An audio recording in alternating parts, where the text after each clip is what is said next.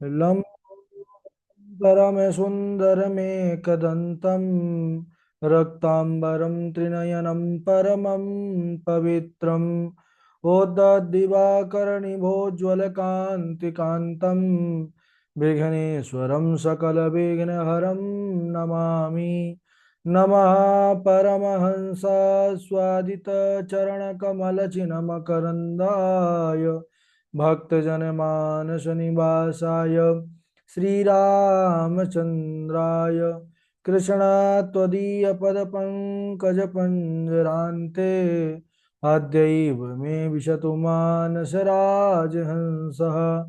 प्राणप्रयाणसमये कपवातपित्तैः कण्ठावरोधनविधौ स्मरणं कुतस्ते नारायणं नमस्कृत्य नरं चैव नरोत्तमं देवीं सरस्वतीं व्यासं ततो जयमुदीरयेत्। श्रीलक्ष्मीनाथसमारम्भां नाथयामुनिमध्यमाम् अस्मदाचार्यपर्यन्तां वन्दे श्रीगुरुपरम्पराम्। अञ्जनानन्दनं वीरं जानकी शोकनाशनं कपीशमक्षहन्तारं वन्दे लङ्काभयङ्करं। भक्तिभक्त भगवन्त गुरु चतुर्नाम वपुएक इनके पद वंदन किए ना सत विघ्न अनेक। बोले वृंदावन बिहारी लाल की जय। भागवत महापुराण की जय। सुखदेव भगवान की जय। परम मंगलमय परात्पर अखिलेश्वर अचिंत कल्याण गुणगण निधान सर्वेश्वर सर्वाधिपति अकारण करुणा वरुणालय अकारण करुणाकारक सकल जन कल्लशापहारक परात्पर परब्रह्म सच्चिदानंद स्वरूप परमपिता परमात्मा श्री राधा गोविंद सरकार राधा रमण बाधाहरण श्री बांके बिहारी लाल उनका यह वांगमय शब्दमय विग्रह श्रीमद्भागवत महापुराण। कोटि कोटि नमन कोटि कोटि प्रणाम इस परम पावन पुराण ग्रंथ पारमहंसों की पावन संहिता को परमाराध्य नंद नंदन यशोदा नंदन ब्रज नंदन देवकी नंदन श्याम सुंदर श्री कृष्ण के पाद पद्मों पर कोटसा नमन नतमस्तक वंदन एवं अभिनंदन। उनकी आह्लादनी शक्ति प्राण प्रिया जगत वंदनी वृषभानंदनी भासुती जगदीश्वरी बरसाने वाली श्री किशोरी जी के पावन चरणारविंदों पर कोटसा प्रणति समस्त भूतादिक सिय राम मैं सब जग जानी करहूँ प्रणाम जोरि जुग पानी। हम सबका यह परम सौभाग्य कि भागवत साप्ताहिक कथा सीखने का सद संकल्प विचार लेकर के एक स्थान पर एक साथ जुड़कर इस पावन पुराण श्रीमद् भागवतम की तैयारी कर रहे हैं। इस समय हम सब बड़े ही पावन उत्कृष्ट चरित्र ध्रुव चरित्र पर बने हुए हैं। चर्चा चल रही थी कि ध्रुव जी किस प्रकार अपनी कठिन साधना के द्वारा परमात्मा के दर्शन का सौभाग्य प्राप्त किए। ऐसा भजन ऐसी तपस्या कि देवता लोग घबराने लगे, उनका श्वास की गति ही रुक गई। भगवान नारायण की धारणा करके उन्होंने अपने श्वास को जब अवरुद्ध कर लिया तो सारे जीव जगत का श्वास रुक गया। तब भगवान कृपा करते हैं, आते हैं, दर्शन देते हैं। ध्रुव जी महाराज हाथ जोड़ करके खड़े हो जाते हैं, विचार करते हैं कि भगवान की स्तुति किया जाता है लेकिन मुझसे तो कुछ आता नहीं है, मैं कैसे स्तुति करूं। भगवान अंतर्यामी प्रभु जब ध्रुव जी के हृदय के भाव को जाने तो उन्होंने कृपा करके स्पर्श बालम कृपया कपोले अपना ज्ञानमय शंख ध्रुव जी के कपोल से स्पर्श कराया। ध्रुव जी के अंदर समस्त विद्याएं प्रकट हो गई। हाथ जोड़ करके वह दिव्य स्तुति करने लगे। योऽन्तः प्रविश्य मम वाचमिमां प्रसुप्तां सञ्जीवयत्यखिलशक्तिधरः स्वधाम्ना अन्यस्य हस्तचरणश्रवणात्वगादीन् प्राणान्नमो भगवते पुरुषाय तुभ्यम्। हे प्रभु, आपने ही मेरे अंतःकरण में प्रवेश कर मेरी सोई हुई वाणी को सजीव किया है। आप ही हाथ पैर कान आदि इंद्रियों को चेतना प्रदान करने वाले हैं। हे प्रभु, आप ही परम पुरुष नारायण हैं। मैं आपको बारंबार प्रणाम करता हूँ। भगवान बड़े प्रसन्न हुए, कहने लगे कि हे ध्रुव, मैं तुम्हारे हृदय के भाव को, हृदय के संकल्प को जानता हूँ। आज प्रसन्न होकर के मैं तुमको वह ध्रुव पद प्रदान करता हूँ जिसको आज तक किसी ने प्राप्त नहीं किया। सप्त ऋषिगण जिसकी निरंतर परिक्रमा करते रहते हैं, वह ध्रुव लोक देता हूँ। और इतना ही नहीं, उससे पूर्व तुम 36,000 वर्षों तक धर्म पूर्वक इस पृथ्वी का पालन करो और अंत समय में तुम मेरा स्मरण करके मुझे प्राप्त कर लोगे। ऐसा कह करके सज्जनों भगवान नारायण अंतर ध्यान हो गए। अब ध्रुव जी अपने नगर को लौट रहे हैं। इधर पूरे जगत में यह प्रसिद्ध हो गया कि सबसे छोटी अवस्था में भक्त ध्रुव ने भगवान को प्राप्त कर लिया है। अब जैसे ही यह समाचार मिला, तब तो इतनी प्रसन्नता हुई। सबसे ज्यादा प्रसन्नता हुई है सुरुचि को, जिन्होंने बड़ा अपशब्द कहा था।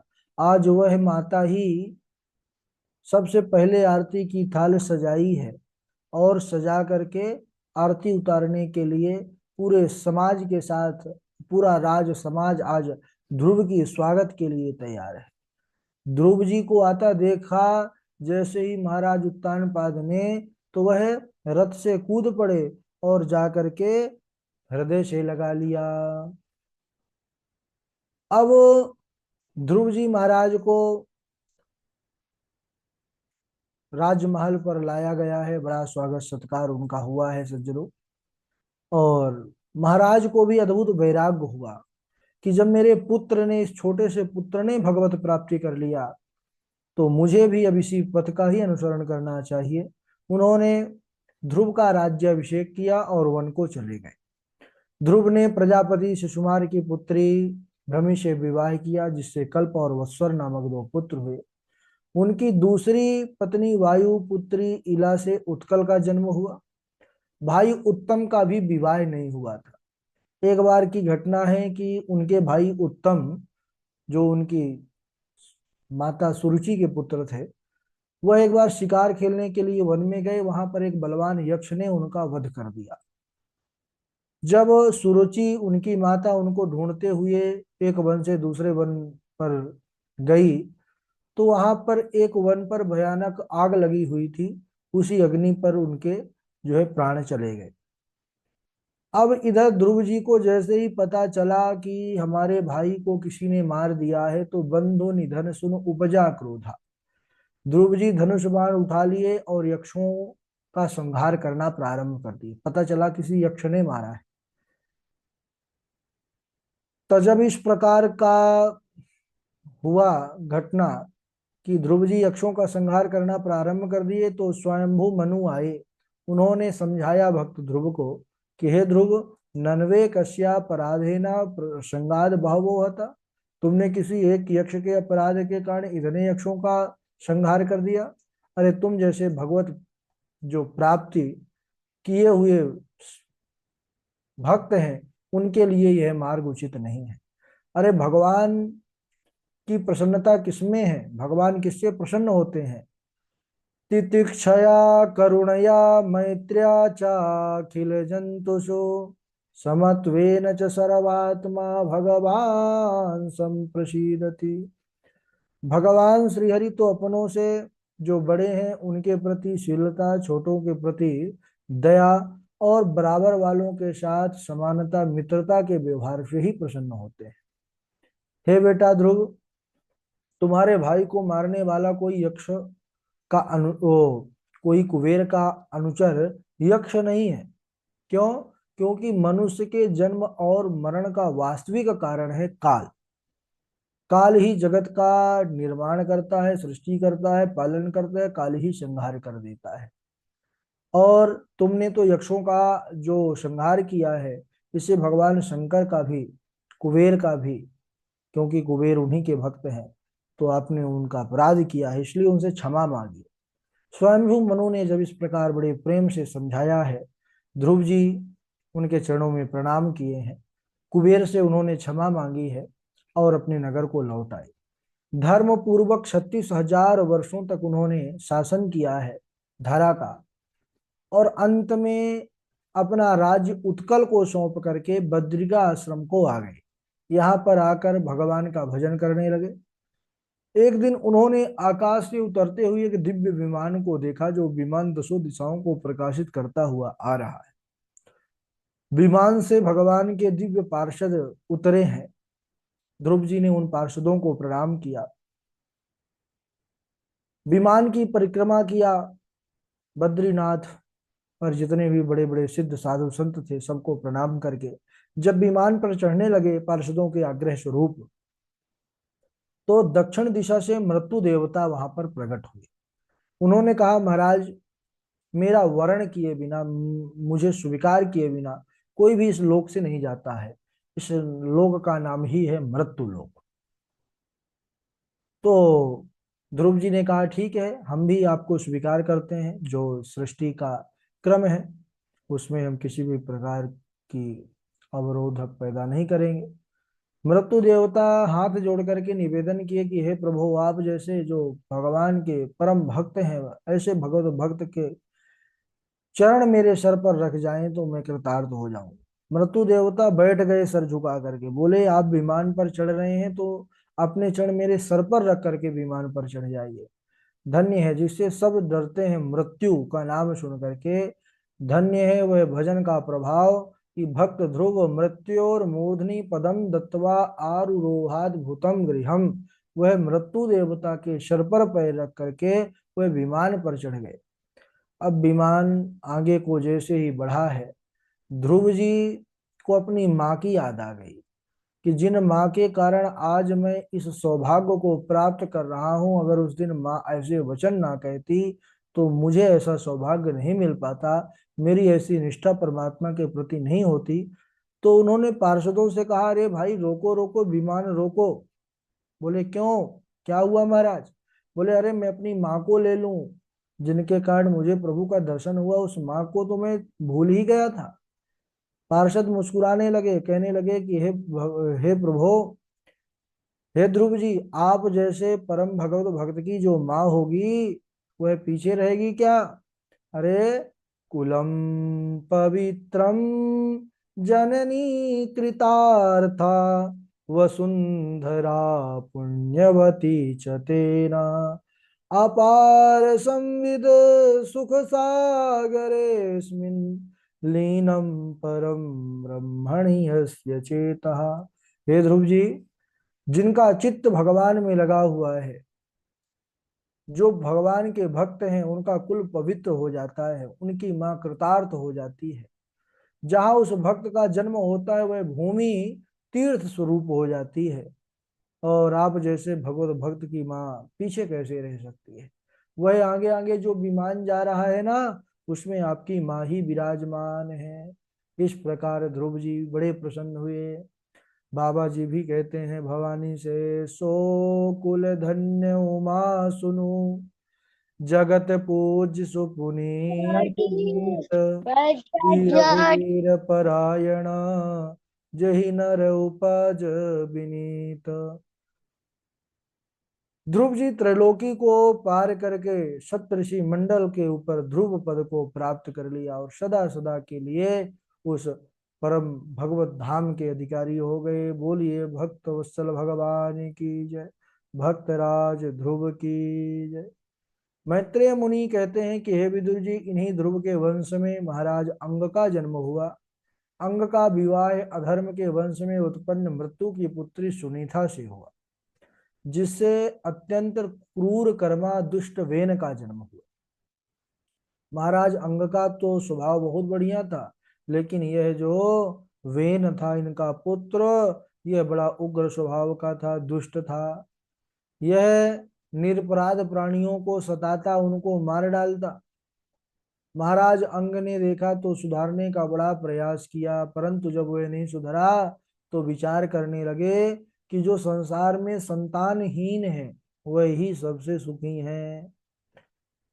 अरे, जिससे यह दुष्ट पुत्र से जो दुख मिलने वाला है, उस दुख को उन्होंने भोगा नहीं है। कदपत्यम रमन्ये सदपत्य पदात् निर्विद्येत गृहान मरतो यत क्लेश निवहा गृहा। उन्होंने कहा कि हे महाराज, बड़ा सुंदर उनका भाव है कि मैं सुपुत्र की अपेक्षा दुष्ट पुत्र को ज्यादा श्रेष्ठ मानता हूं। क्यों? क्योंकि सुपुत्र का त्याग करना बड़ा कठिन है, परंतु जो दुष्ट पुत्र होता है वह घर को ही नरक बना देता है, जिससे सहज में ही उससे छुटकारा मिल जाता है। ऐसा विचार कर महाराज बिना किसी को बताए वह सीधे आधी रात में, अर्धरात्रि में अपना घर राजपाट छोड़ दिया और वन को चले गए अपना आत्म कल्याण करने के लिए सज्जन। और इसके बाद महाराज के न रहने पर, बिना राजा के राज्य नहीं चलता है। राज्य में क्या फैल जाती है? अराजकता। पहले तो बहुत ढूंढा गया महाराज अंग को, लेकिन महाराज अंग मिलने के लिए थोड़ी गए थे, वह तो साधना भजन पर तत्पर हो गए। तो इधर महारानी सुनीता की आज्ञा से उनके पुत्र वेन को राजा बना दिया गया। अब राजा, वह वेन क्या था? दुष्ट था।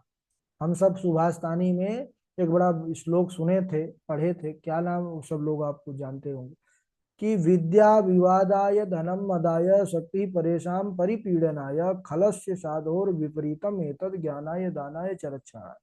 तो दुष्ट का जो विद्या होता है, बल होता है, वो क्या कार्य में आता है? विद्या विवाद के लिए होती है, धन मद के लिए होता है, शक्ति परेशान परिपीडनाय।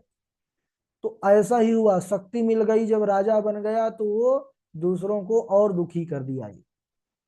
क्या कर दिया?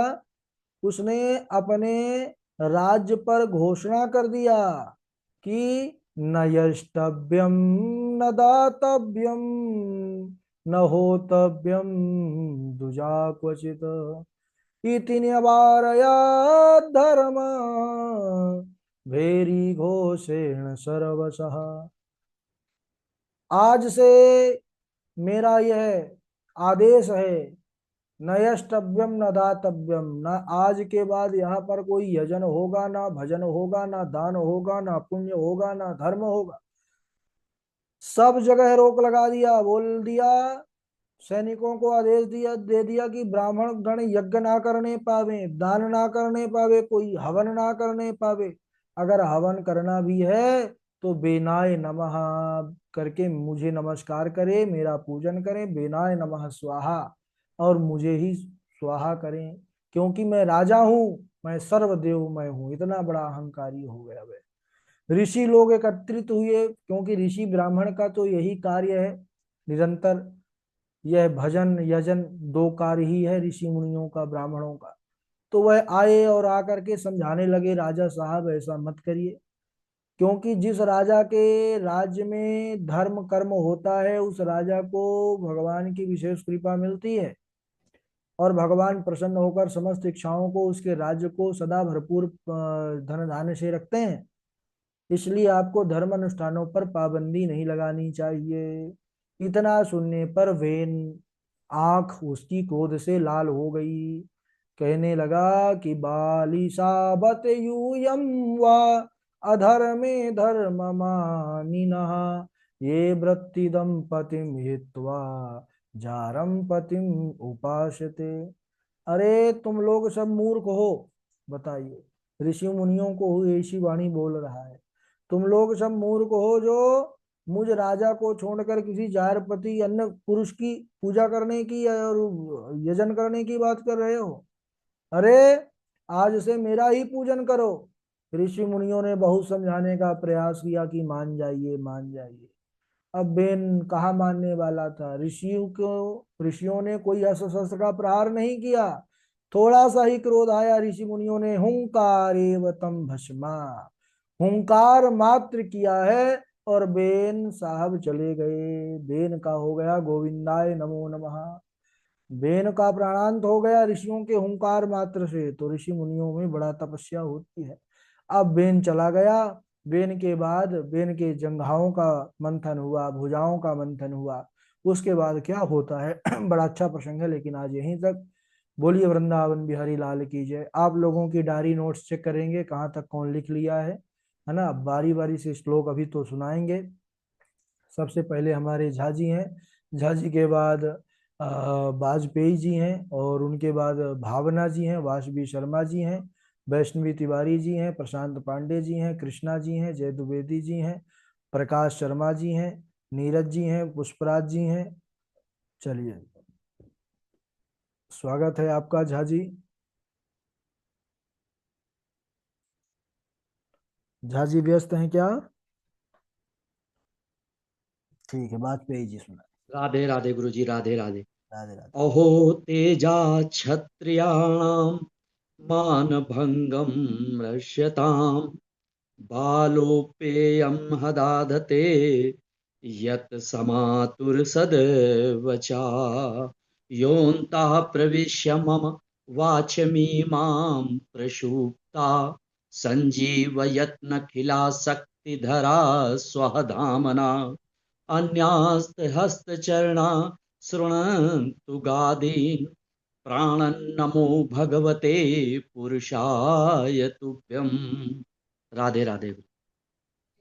राधे राधे गुरु जी। हाँ हाँ झा जी, राधे राधे। तत्तात गच्छ भद्रं ते यमुनायास्तटं शुचि पुण्यं मधुवनं यत्र सान्निध्यं नित्यदाहरे। अहो तेजः क्षत्रियाणां मानभङ्गममृष्यताम् बालोऽपि बालोऽप्यहृदा धत्ते यत् यत् सा बालोऽप्यहृदा धत्ते यत् स्याद्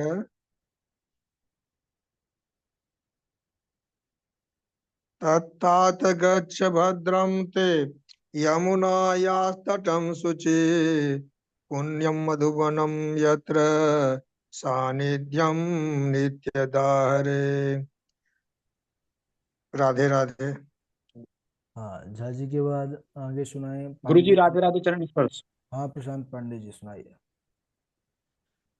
कर्णोऽपि धाय निरयाद याद कल्पयिषे धर्मावितर्य श्रेणिभृन्निर्भीयस्य माने छिन्नादयात् स प्रसद्या रुषितिमशतीं प्रभुषे जिह्वावामशुनपि ततो विसर्जितस्तधर्मः। राधे राधे गुरु जी। ठीक है, कृष्णा जी सुनाइए, वासवी शर्मा राधे जी। राधे गुरुदेव। राधे राधे। ततात गच्छ भद्रते यमुनायाष्टः नहीं नहीं, शुचि गलत नहीं, गलत नहीं, गलत नहीं। तत्तात गच्छ भद्रम ते यमुनायस्तटम शुचि पुण्यम मधुवनम यत्र सानिध्यम नित्यदाहरे। यानी कि आप उसको स्वर बनाइए, लेकिन जो उसका मूल स्वरूप है वो उसको बिगाड़ना नहीं है, ठीक है ना। ठीक। हाँ ठीक है। ततात गच्छ भद्रते यमुनायाष्टः शुचि पुण्यमधुवनं यत्र सानिध्यं नित्यदा हरे। राधे राधे गुरुदेव। ठीक है, और वासवी जी हैं, वैष्णवी जी हैं, सुनाइए। तत्तात् गक्षभद्रं ते यमुनास्तटं शुचि पुण्यं मधुवनं यत्र सान्निध्यं नित्यदा हरे। जी गुरु जी प्रणाम। ठीक है, वासवी जी। गुरु जी आदित्य प्रणाम। हाँ राधे राधे। योऽन्तः प्रविश्य मम वाचमिमां प्रसुप्तां सञ्जीवयत्वखिलशक्तिधर स्वधाम्ना अन्याश्च हस्तचरणश्रवणत्वगादीन् प्राणान्नमो भगवते पुरुषाय तुभ्यम् अहो तेज क्षत्रियाणां मानभङ्गं रेषदां बालोऽप्ययं हृदा धत्ते यत्समातो सद्वचः। जी गुरु जी। ठीक है। और प्रकाश शर्मा जी सुनाएंगे। प्रकाश शर्मा जी। जी गुरु जी। राधे राधे। राधे जी राधे। राधे राधे। सुधामयं वचो यातां कामिनां रसवर्धनं हृदयं शूर्धराभां प्रियः केनाम योषिताम्। जी राधे राधे। और आगे सुनाए जय द्विवेदी जी।